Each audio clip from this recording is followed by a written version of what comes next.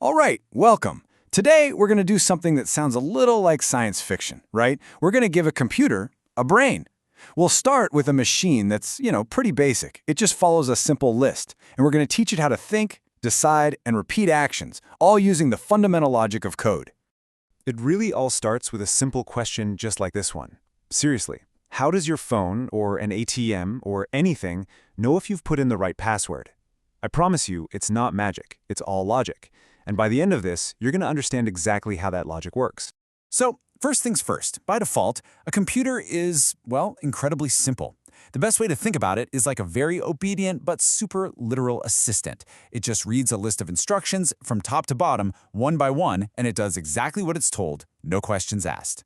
Now, that top-to-bottom approach is fine for really basic stuff. But the real world, it's messy, it's dynamic. We need our programs to react to us, to changing data, to all kinds of unexpected things. So it's time to give this simple mind its very first upgrade, the power to think. And that brings us right to our first brain upgrade. We're going to give our computer the most fundamental thinking skill of all, the power to make a choice.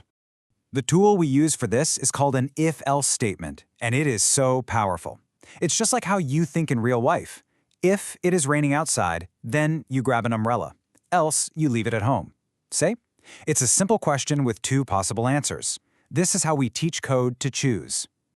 I absolutely love the slide because it shows you exactly what's happening. On the left, that's the code, the if-else syntax. And on the right, it's literally a fork in the road. The program gets to that question, and depending on whether the answer is true or false, it gets sent down one of two completely different paths before they eventually meet up again. So an if-else is perfect for a simple yes or no kind of deal. But what happens when you've got a whole bunch of different options? Like picking an item from a restaurant menu or figuring out what to do based on the day of the week.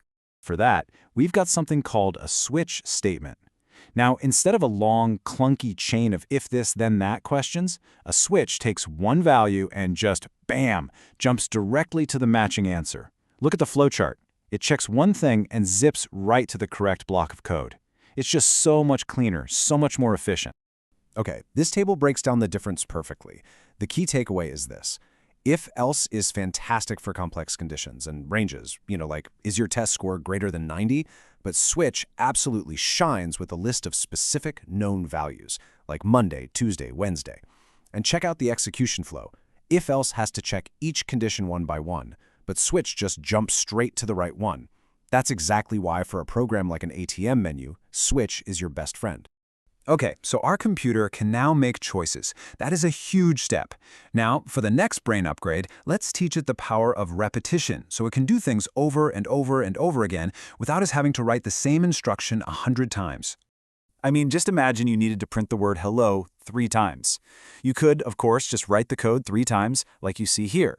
But what if you needed to do it 1,000 times or 1,000,000? Ugh, that would be so inefficient and, honestly, a massive headache. There's got to be a better way.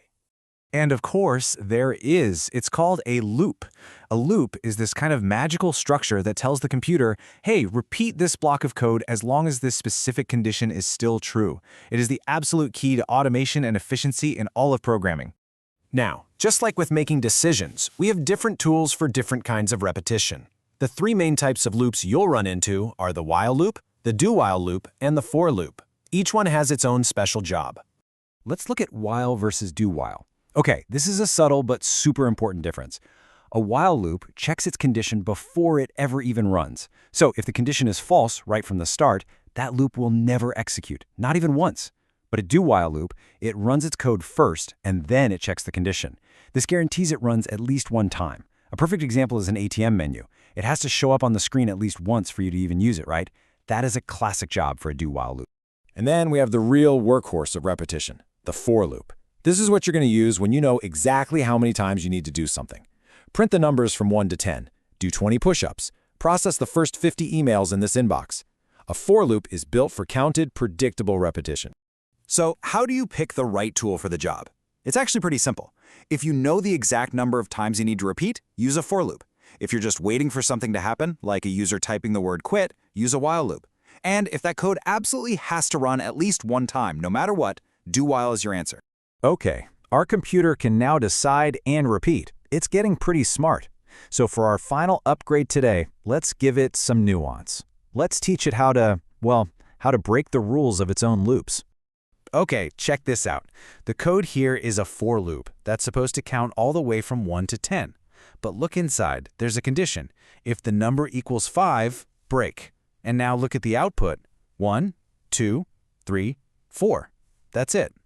The moment it hit that break statement, it just bailed on the loop entirely. The best way to think of break is like a big red emergency stop button. It doesn't just skip a step, it terminates the entire loop right then and there. It's incredibly useful when you're, say, searching for something in a huge list. The second you find it, you can just break out, no need to keep looking. Now let's look at a really similar piece of code, but this time it has a continue statement. Again, the loop is set to run from 1 to 10. The condition says if the number is 5, continue. But look at the output now. 1, 2, 3, 4, then it just skips 5 and keeps right on going with 6, 7, 8, 9, 10. The loop finished its job, it just decided to ignore one specific step along the way. So continue isn't an emergency stop at all. It's more of a skip this one instruction. It tells the loop to ignore everything else in this particular run-through and jump straight to the beginning of the next one. It's perfect for when you want to filter out certain values but keep processing everything else. So, there you have it. In just a few minutes, we've taken a machine that could only follow a simple to-do list and given it the core components of a thinking brain. We give it the power of decision-making with if-else and switch. We gave it the power of repetition, a kind of memory with for and while loops. And finally, we gave it the power of nuance with break and continue. Believe it or not, these simple building blocks are the foundation of almost every single complex program you use every day. From your social media feed to the software that runs our entire financial system, everything is built on these simple, logical rules that we just explored. It's kind of wild, right? So the real question is, now that you understand how it works, what would you build? Thanks for watching.